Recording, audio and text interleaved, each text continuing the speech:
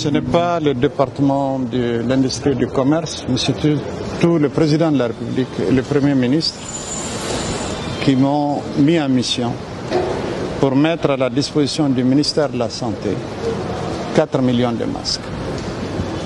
Ces 4 millions de masques sont destinés au personnel de la santé que vous voyez tous les jours à l'œuvre, quelle que soit l'heure.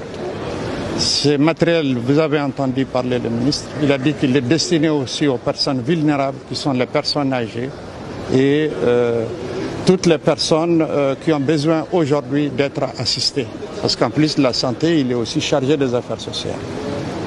Donc toujours sur instruction du président de la République, nous avons remis au service de santé des armées 1 million de masques. Comme vous le savez, les forces armées de sécurité sont aussi aux premières lignes de ce combat que nous livrons contre le Covid-19, aussi bien au sens figuré qu'au sens propre, parce qu'ils sont aussi sur le front de l'autre guerre contre le terrorisme et contre l'insécurité. Il faut les assister et le président de la République m'a demandé de transmettre son message avec vigueur pour que tous soient conscients de l'effort national fourni en leur direction et qu'ensemble, si Dieu le veut, nous vaincrons ce Covid-19. D'abord, moi je tiens à remercier le président de la République. Je pense que c'est sa vision. Il a voulu que chaque Malien puisse porter un masque. Il l'a voulu parce qu'il voulait mettre la prévention au centre de ses préoccupations, à juste raison. Aujourd'hui, nous sommes dans une situation où nous ne pouvons plus nous permettre vraiment de ne pas prendre les mesures barrières.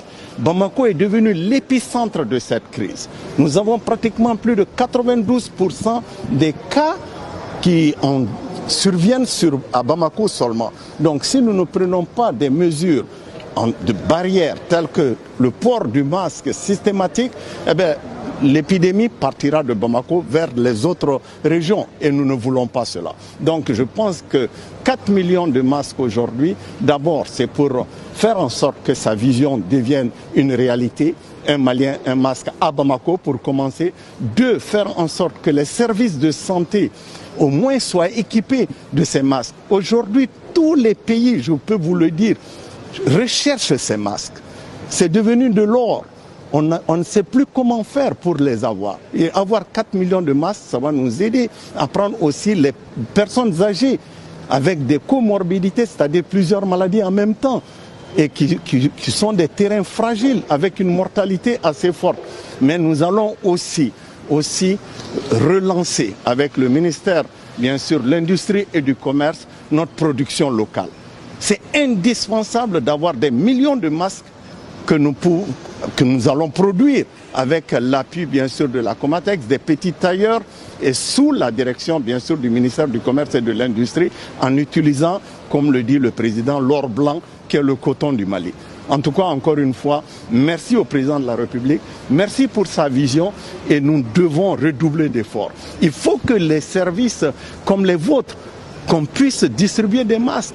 Vous êtes exposés, vous êtes tous les jours sur les premières lignes aussi pour interviewer, pour communiquer, pour faire en sorte que l'information touche les gens.